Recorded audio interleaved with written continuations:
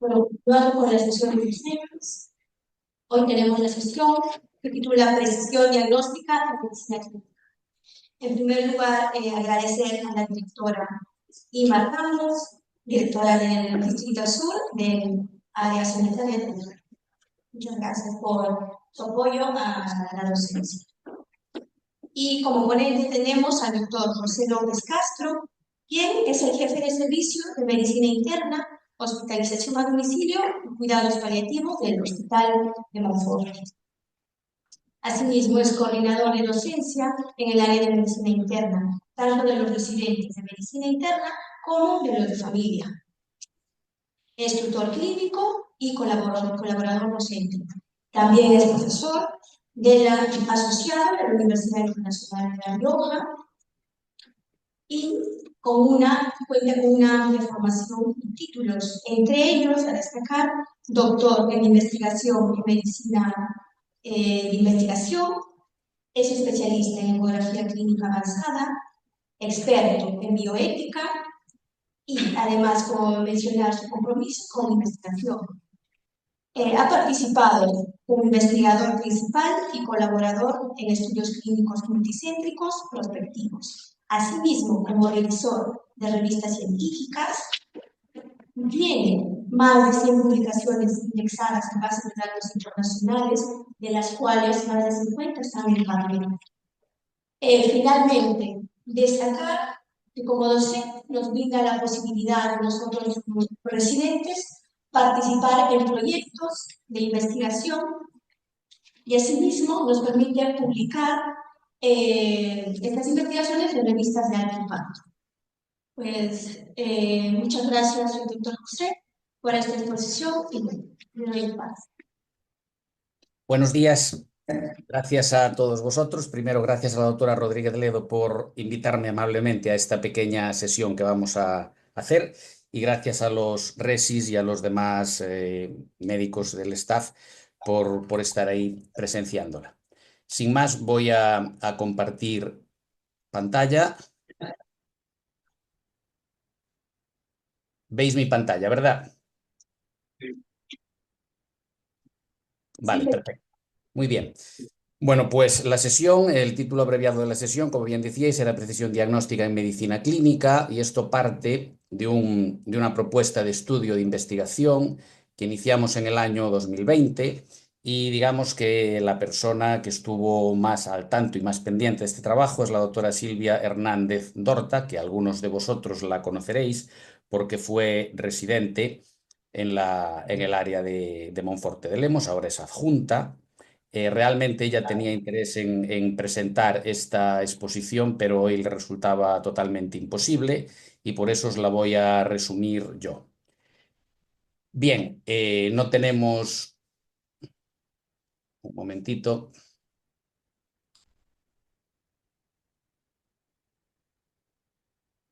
¿Veis la pantalla así en completo, verdad? Sí, ahora sí. Vale, perfecto. Decía que no tenemos ningún conflicto de intereses en esta presentación ni en este trabajo y es un trabajo no financiado. Bueno, la idea de realizar este trabajo surge en el año 2020, después del inicio de la pandemia, para ver el grado de precisión diagnóstica que teníamos en nuestro servicio, sobre todo con los cambios que se produjeron a raíz de tener que construir planes de contingencia para enfrentarnos al SARS-CoV-2. Estoy hablando de mediados del año 2020, ahí en torno a junio, julio. Y a raíz de esta pandemia, pues surge un poco el trabajo para ver si había diferencias o si había influencia por los grandes cambios que supuso la pandemia desde el punto de vista organizacional respecto a cómo se manejaban los pacientes y qué precisión diagnóstica había antes y después de la pandemia. ¿De acuerdo? Bien, como sabéis, el diagnóstico clínico se compone de tres partes: la anamnesis, la exploración física y las pruebas complementarias. Creo que la anamnesis últimamente, en la última década, se está dejando un poco de lado y es un gran error. Y ya que esto es una sesión de residentes, yo creo que es importante destacar que por muchas pruebas complementarias que tengamos, por mucha capacidad que tengamos técnica, incluso ahora con la inteligencia artificial, no debemos dejar de hablar con los enfermos. A veces no hablan, algunos enfermos nuestros no hablan, pero seguro que muchos de ellos tienen familiares o tienen cuidadores que sí que hablan, y es fundamental recabar todos los datos que se pueda de una correcta anamnesis, porque si eso no es correcto, pues probablemente los otros elementos queden un poco cojos a la hora de integrarlos todos para llegar a una hipótesis diagnóstica, a un juicio clínico. ¿De acuerdo? También es importante la segunda herramienta que tenemos, que es la exploración física, que muchas veces se pierde en aras de procedimientos técnicos. A mí me gusta mucho la ecografía, hace muchos años que hago ecografía, pero la ecografía no puede sustituir a la exploración física. Es una herramienta, de hecho, de la exploración física, la ecografía clínica, pero no debe en ningún caso sustituir a la exploración física. Y yo creo que se explora poco. Entonces, me parece que esto es una llamada importante a todos los residentes a centrarse mucho en la anamnesis y en la exploración física. Y luego ya sí, el tercer componente del diagnóstico clínico son los estudios complementarios, que en eso sí que ya tenéis una formación muy amplia, porque todos estáis al tanto pues, de los nuevos valores o del NT-proBNP o de los cambios en la troponina y demás. Eso siempre estáis pendientes buscando a veces el asterisco, pero eso no hace falta recordároslo. Pero la anamnesis y la exploración física no debemos dejarla nunca de lado, son piezas fundamentales del diagnóstico clínico y debe quedar claro que debemos potenciarlas, no minimizarlas. Bien. Entonces, una vez que con estas tres herramientas llegamos a una hipótesis diagnóstica, esa hipótesis diagnóstica tiene que estar orientada o modulada en función de la prevalencia que haya en la zona donde trabajamos de esa enfermedad, de la incidencia y de la agrupación de signos, síntomas. ¿De acuerdo? Si una persona tiene disnea, febrícula, tiene unos infiltrados pulmonares, pues lo más probable en nuestro medio es que sea una infección respiratoria, una neumonía o una TB. No pensaríamos en una enfermedad de Chagas así de entrada, ¿no? Entonces, tener en cuenta siempre la prevalencia de una enfermedad o la incidencia de una enfermedad en el medio en el que estáis trabajando. ¿De acuerdo? Bueno, el objetivo de este trabajo era evaluar el grado de precisión diagnóstica en el servicio de medicina interna de dos cohortes de pacientes, como os decía, pre y post-pandemia, así como determinar qué tipo de patologías, de grupos de patologías ingresaban y en cuáles había una menor concordancia diagnóstica. ¿De acuerdo? Bueno, para todo esto utilizamos unas herramientas que también conocéis vosotros en los seminarios que os dan de investigación y de propedéutica, que por una parte son la medicina basada en la evidencia. Esta ya la conocéis, es algo que trabajáis mucho en seminarios y en cursos y tal. La heurística, que sería el pensamiento lateral, es un poco el razonamiento que se aparta del razonamiento estándar, ¿vale? Es un razonamiento más creativo, un pensamiento más creativo. La epidemiología clínica, porque formamos parte de una comunidad, de una sociedad, y hay una serie de patologías más frecuentes y no son las mismas aquí que en el África subsahariana o que en Latinoamérica. Y luego, por último, el conocimiento clínico, los conocimientos que ya tenemos y que están pues, publicados en distintas bases de datos, en papers, en tratados de medicina y demás. En base a estos cuatro factores de conocimiento, podemos hacer un razonamiento bayesiano, que son las teorías de probabilidad, un razonamiento inductivo, que sería un razonamiento de abajo arriba, partiendo del caso particular, o un razonamiento hipotético deductivo, que sería partir de unas reglas generales que se aplican a las distintas poblaciones. Eso forma lo que conocemos como metacognición y es lo que nos permite llegar a un razonamiento clínico apropiado independientemente de la especialidad médica que poseamos o desde la que estemos trabajando. Bueno, pues en nuestro trabajo, en base a todos estos condicionantes que os acabo de comentar, nos planteamos realizar un estudio observacional, longitudinal y prospectivo con los siguientes criterios de selección. Elegimos a todos los mayores de 18 años que ingresaban en medicina interna y cogimos muestra de 2 años, dos cortes, un año prepandemia, el 2016, y un año pospandemia, el 2022. Nuestro hospital tiene 141 camas, ¿vale? Y entonces estimamos como tamaño muestral mínimo para extraer conclusiones válidas 450 pacientes. Esa fue la estimación del tamaño muestral, la hicimos con el programa EPIDAT 4.0 Y las variables que incluimos eran género, un grupo etario estratificado, veis ahí en los 3 estratos menores de 55, 70, mayores de 70, y luego elaboramos 5 grupos de patología. Bueno, realmente son 6, no respiratoria, cardiovascular y digestiva, por un lado, geniturinaria, neurológica y una miscelánea del resto de diagnósticos que son minoritarios, pero que también están ahí. Bueno, esta es un poco la sistemática nuestra de trabajo, es similar a la que puede haber en el Hospital de Lugo y en otros hospitales de nuestro medio. Cuando se plantea un paciente para ingresar, como ingreso hospitalario, revisamos siempre la multimorbilidad que tiene, si es un enfermo ingresador o no es ingresador, si tuvo alguna descompensación de un proceso crónico o si está asociado a otras patologías agudas intercurrentes. Además, en el momento del ingreso hacemos la conciliación de la medicación, qué fármacos tomaba en el domicilio, cuáles le vamos a retirar, cuáles vamos a mantener y, por supuesto, qué otros fármacos nuevos le vamos a introducir. Vale. Se establece o intentamos establecer con mayor precisión cuál es la situación basal en el domicilio y luego ver un poquito en relación con las patologías que tiene, qué seguimiento le podemos hacer, qué futuros problemas se pueden dar, pues si es una insuficiencia cardíaca y está en un estadio 2, 3, pues ver si a lo mejor es un enfermo tributario a enviar a la UMIPIC, a la Unidad Específica de Medicina Interna, o si hay que introducir algún fármaco nuevo. Eso todo son las cosas que barajamos en el momento de ingreso y hospitalización. Y luego, cuando se le va a dar el alta, tratamos de remitirlo a la consulta de atención primaria habitualmente, o bien si necesita un seguimiento ya más personalizado, pues a través de alguna consulta monográfica o la consulta general de medicina interna, ajustando todas las acciones al pronóstico funcional y vital que vaya a tener el paciente. Todo esto teniendo en cuenta sus preferencias y valores, que tenga una accesibilidad cómoda al sistema, teniendo en cuenta que poseemos la telemedicina y por tanto nos permite en algunos casos pues tener un contacto bastante estrecho con el paciente sin que tenga que acudir presencialmente a la consulta, sobre todo cuando las descompensaciones son leves o son enfermos crónicos ya bien conocidos. ¿De acuerdo? Este sería un poco el circuito asistencial en el que nos basamos para extraer los datos para el trabajo.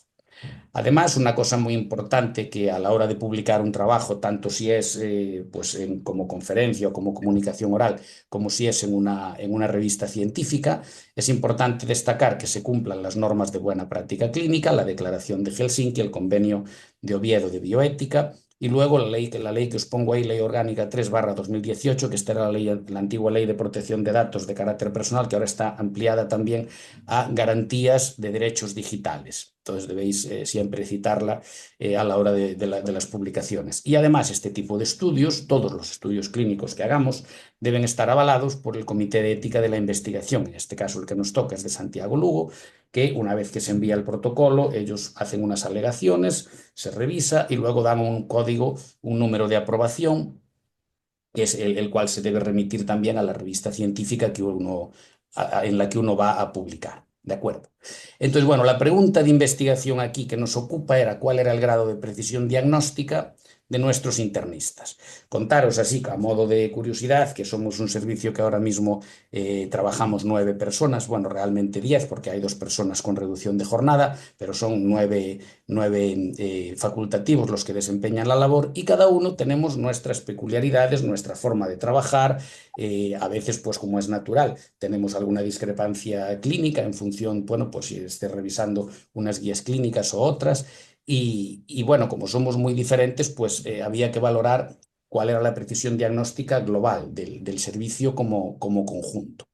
Y esto es muy importante porque el saber la precisión diagnóstica nos permite saber si el paciente dispone o en nuestro servicio está teniendo unos estándares adecuados de bienestar y de seguridad, nos permite optimizarle el tratamiento, también nos permite saber si estamos ajustándonos al gasto, el coste sanitario por paciente, es decir, si a nosotros diagnosticar un dolor abdominal nos cuesta 5.000 euros y a gente pues, de Orense o de Coruña o de Lugo le cuesta 3.000, pues algo estamos haciendo mal, ¿no? Entonces también es importante saber la precisión diagnóstica para saber si estamos ajustándonos bien al gasto que es preciso para llegar a un diagnóstico y a un tratamiento eficaz, ¿no?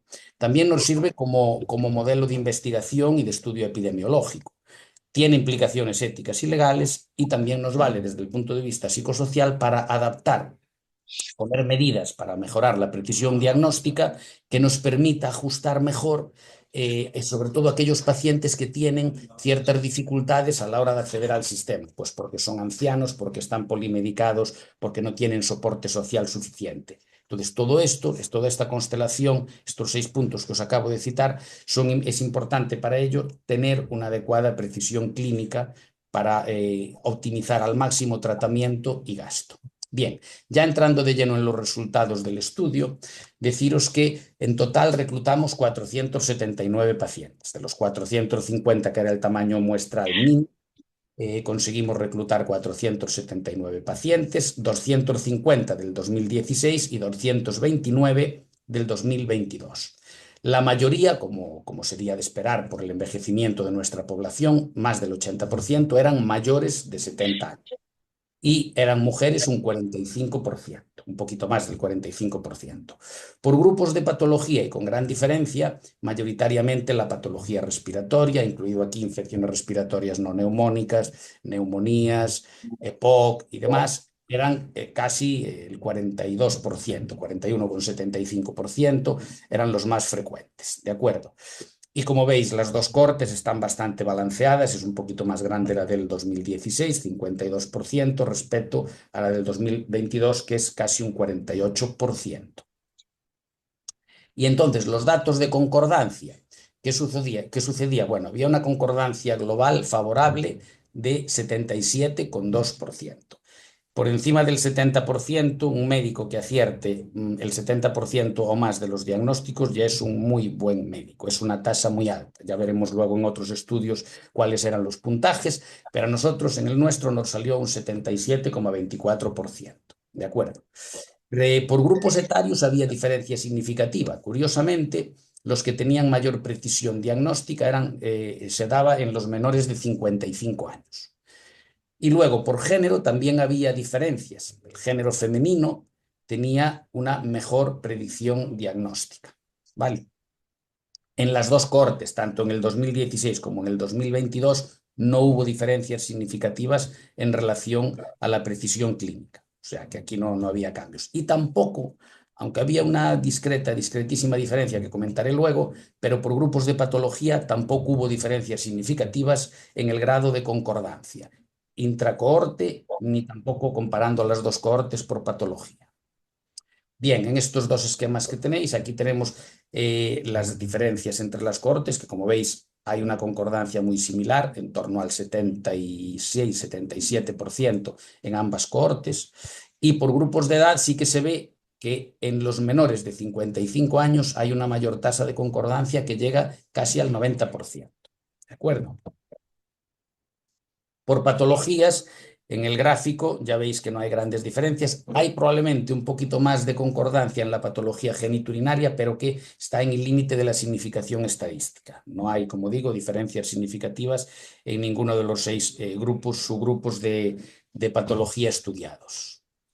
Bueno, deciros un poquito así por encima que esto se hizo, este grado de concordancia, este estudio de predicción de precisión clínica, se hizo por gente externa al servicio, como no podía ser de otra manera, porque si no, ese sesgo ya podría invalidar de por sí el estudio.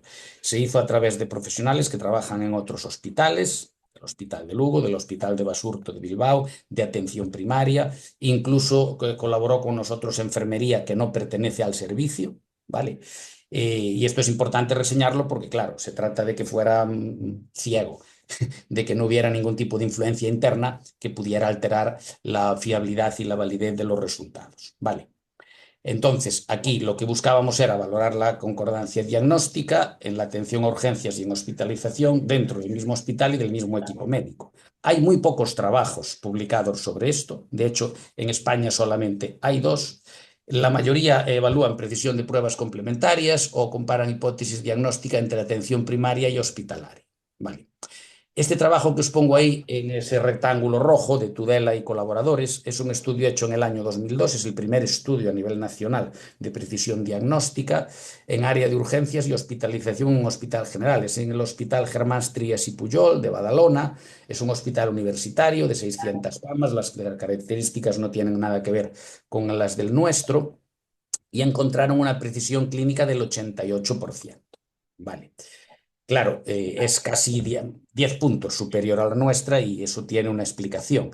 Y es que en este hospital, en las guardias, pues hay residentes y adjuntos de diversas especialidades y por tanto, pues la precisión cuando dispones de alguien que te haga un ecocardiograma en el momento, de alguien que te haga una broncoscopia, en el momento de alguien que te haga pues unas lecturas de Graham, en el momento pues es muy superior a la de un hospital de primer nivel como el nuestro, un hospital comarcal en donde solo está de guardia el equipo de urgencias y un médico internista que muchas veces o algunas veces no es internista, puede ser neumólogo, puede ser reumatólogo, puede ser endocrino. Entonces, bueno, nuestro trabajo que puede aportar, bueno, nos ayuda a nosotros a conocer el grado de fiabilidad diagnóstica en función de las distintas variables y busca un poco corregir o buscaba corregir estrategias para disminuir o sea, para aumentar, mejor dicho, el grado de concordancia, es decir, para disminuir la disparidad que pudiera haber en alguna patología o en otra. Esta tabla que os pongo aquí es del estudio de Tudela y colaboradores, que está publicado en Medicina Clínica, como dije, en el año 2002, para que veáis que incluso la edad media es muy inferior, la edad media de estos pacientes es muy inferior a la nuestra. Y luego el tipo de hospital, el tipo de servicio de urgencias es radicalmente diferente al que tenemos aquí. No es para justificarlo, sino para explicar esa precisión clínica del 88% que obtuvieron estos autores. Tenemos aquí otro que es un poco más parecido al nuestro, que es el trabajo de Mirete y colaboradores. Está publicado en Revista Española de Geriatría en Gerontología en el año 2005. La edad media aquí sí que ya es más similar a la nuestra, anda por 72, 75 años, ¿vale? Y es un hospital de crónicos, es un hospital de larga estancia, de geriatras e internistas, y aquí la precisión clínica ronda el 80%, ya se parece más al 77,24% nuestro.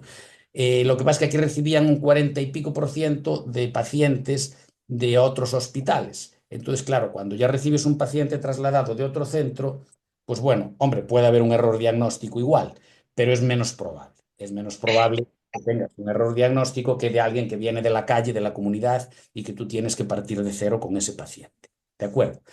Aún así, como digo, las cifras son bastante superponibles porque nosotros obtuvimos un 77,24 y estos autores en el año 2005 publican un 80,3%. Bien, y hasta aquí lo que es los resultados. ¿Qué limitaciones teníamos? Pues al igual que ellos, fuimos un estudio unicéntrico y retrospectivo, eso está claro. El tamaño muestral de ellos estaba en torno a 550 pacientes, el nuestro, como os dije, 479, no es una muestra muy amplia. Son todos de raza caucásica, por tanto, bueno, también puede limitar, extrapolar las conclusiones a otro tipo de etnias.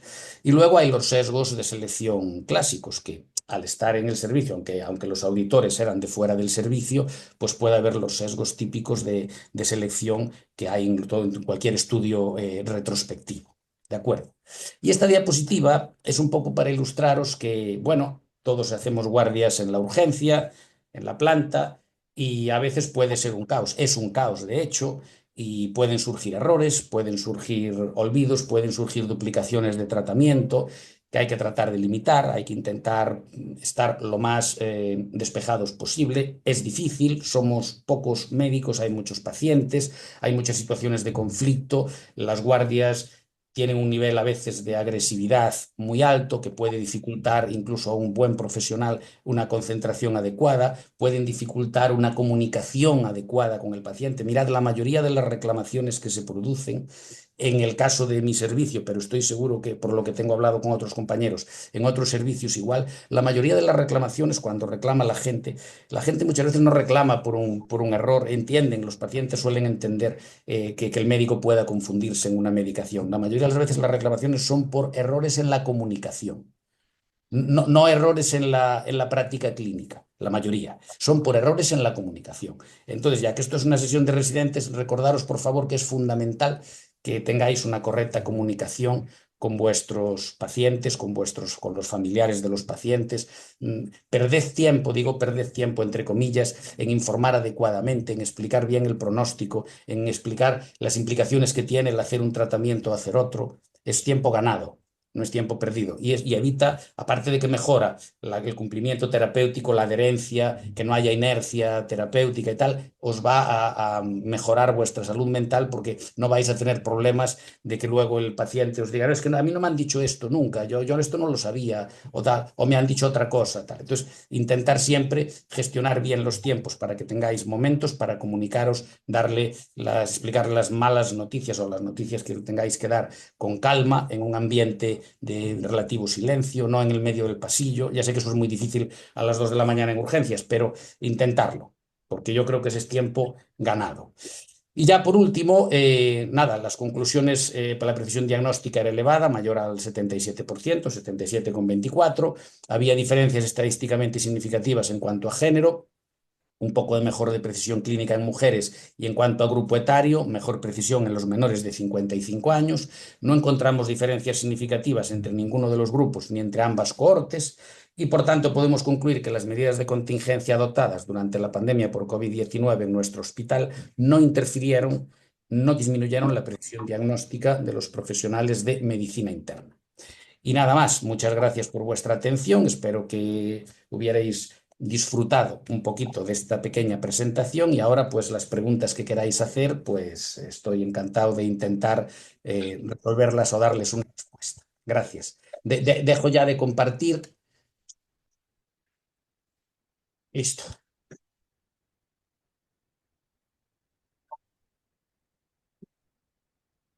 Tenéis el micro cerrado. Ceci, tenéis el micrófono cerrado.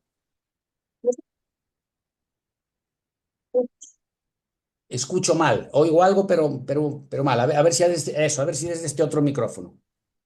Sí, Ahora, sí. vale. Bueno, en primer lugar, agradecer por esta charla tan interesante y por compartir tu experiencia y los consejos que nos dan. Bueno, ver si hay alguna pregunta del público. Por favor, levante la mano. Bueno, yo tengo una pregunta. Por ejemplo, tenemos un caso clínico. ¿Qué características debería cumplir para ser susceptible de publicar? Eso como comunicación. Vale. Eso. Mira, tenéis que tener en cuenta una cosa. Los casos clínicos hay muchos formatos para publicarlos. La característica principal es que sea un caso, no tiene por qué ser un caso raro. La gente se confunde mucho, ¿eh? O sea, la gente piensa que este es un caso frecuente, no lo voy a publicar. A ver, la característica principal es que aportes algo al conocimiento científico. O sea, no tiene que ser un caso extraordinario. Ese caso extraordinario que todos hemos tenido, ese por supuesto que se puede publicar. Eso es relativamente fácil que te lo cojan, ¿no?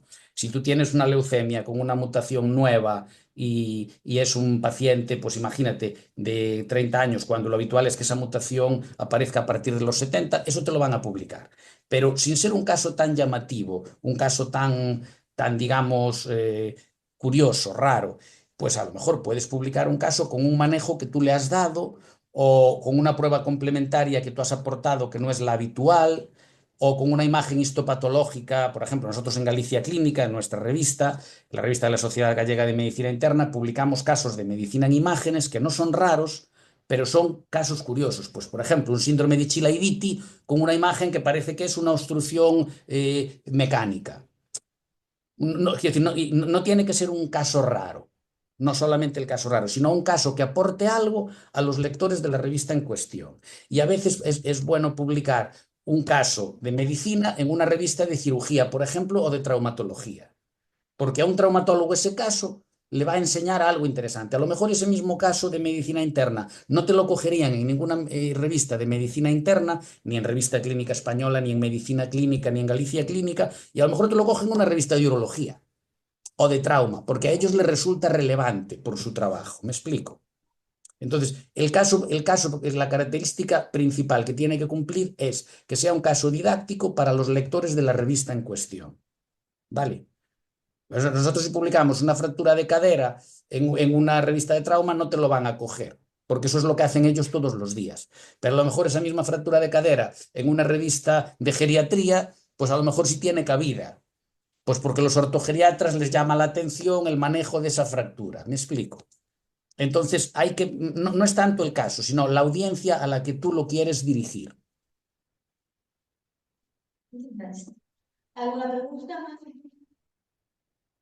Bueno, si no hay más preguntas, agradecemos vuestra participación. Gracias, doctora Aifa. Y bueno, finalizamos esta sesión. Pues muchas gracias a vosotros. Gracias y un abrazo para todos. Gracias. Hasta luego. Chao, chao.